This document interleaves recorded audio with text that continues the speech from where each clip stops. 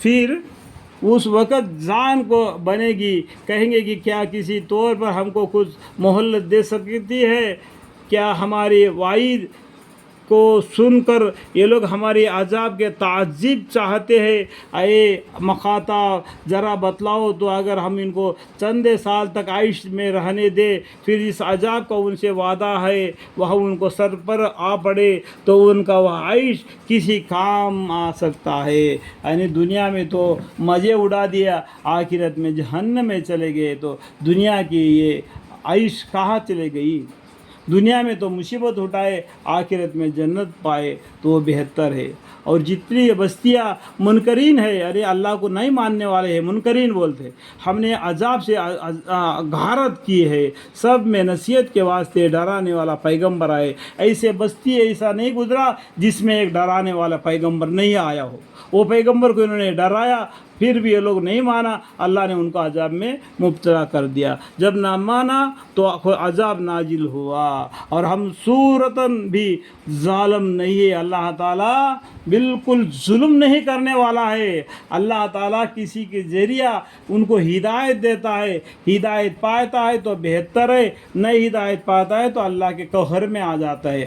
اللہ تعالیٰ صورتاً بھی ظالم نہیں ہے۔ اور اس قرآن کو شیاطین جو کہ ان کے پاس آیا کرتے تھے لے کر نہیں آئے، یہ شیطان کے اور اس قرآن کو شیاطین جو کہ ہنون کے پاس آیا کرتے تھے لے کر نہیں آئے، اور یہ ان کی حالت کے مناسب ہی نہیں، ان کی یہ حالت کی مناسب ہی نہیں۔ یہ قرآن کو جبریل علیہ السلام نے لایا ہے پیغمبر علیہ السلام کے پاس وہی کے ذریعہ، اور اس بار قادر بھی نہیں، کیونکہ وہاں شیاطین وہی کے آسمان سننے سے روک دیے گئے ہیں۔ سو اے پیغمبر صلی اللہ علیہ وسلم، تم خدا کے ساتھ کسی اور معبود کی عبادت مت کرنا، کبھی تم کو سزا ہونے لگے۔ پیغمبر کو بھی اللہ تعالیٰ ڈراتے ہیں، دیکھو، سو اے پیغمبر صلی اللہ علیہ وسلم، تم خدا کے ساتھ کسی اور معبود کی عبادت مت کرنا، کبھی تم کو سزا ہونے لگے۔ اور اس مضمون سے آپ سب سے پہلے اپنے نزدیک کے کنبہ کو ڈرائے، اپنے گھر والوں کو ڈرائے،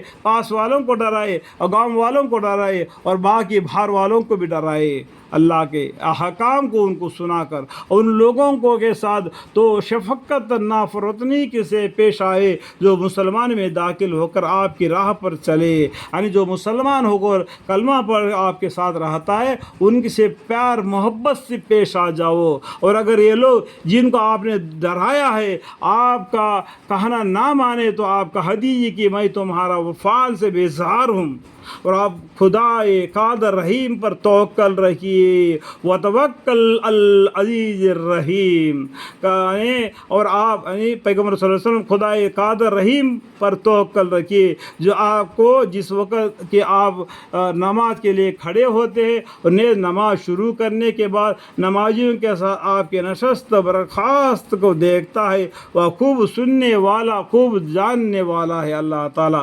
اے پیغمبر صلی اللہ علیہ وسلم، لوگوں سے کہہ دیجیے کہ کیا میں تم کو بتلاؤں کسی پر شیاطین اترا کرتے ہیں، کس کے پر شیطان اترا کرتے ہیں بتا دوں تو سنو، ایس شخص پر اتارا کرتے شیطان، ایسے آدمی کو پر اتارا کرتے جو پہلے سے دراز گفتگو بڑا بدکردار ہو، دراز گفتگو زیادہ بولنے والا، اس کے باتیں اس کے باتیں کان لگا کے سننے والا بدکردار ہے، اور جو کہ شیاطین کی خبریں سننے کے لیے کان لگا دیتا ہے، اور بکثرت جھوٹ بولتے ہیں، اور شاعروں کی راہ تو بے راہ لوگ چلا کرتے ہیں۔ شاعر لوگ ہوتے ہیں نا، اپنی شاعری میں دیکھو میں چاند ستاروں کو توڑ کے لا کے تمہارے گود میں ڈال دوں، کیا وہ چاند ستاروں کو لا کے ان کے گود میں ڈال سکتا ہے؟ لیکن یہ شاعری اپنی شاعری میں ایسے باتیں کہتے کہ جو کر نہیں سکتے۔ یہ شاعری لوگ قیامت کے دن میدان حشر میں سر مارتا ہوا پھریں گے۔ اے مخاطب، کیا تم کو معلوم نہیں کہ وہ شاعری لوگ خیالی مضامین کے ہر میدان میں حیران پھرا کرتے ہیں، جیسے ابھی میں نے بولا تھا۔ اے مخاطب، کیا تم کو معلوم نہیں کہ وہ شاعر لوگ خیال مضامین کے ہر میدان میں حیران پھرا کریں گے، اور زبان سے وہ باتیں کہتے ہیں جو کرتے نہیں، ہاں مگر جو لوگ ایمان لائے اور اچھے کام کیے اور انہیں اپنے اشعارا میں کثرت سے اللہ کا ذکر کیا، اور انہوں نے بعد اس کے کہ ان پر ظلم ہو چکا ہے اس کا بدلہ لیا، اور ان قریب ان لوگوں کو معلوم ہو جائے گا جنہوں نے حقوق اللہ وغیرہ میں ظلم کر رکھا ہے، کیسا جگہ ان کو لوٹ کر جانا ہے۔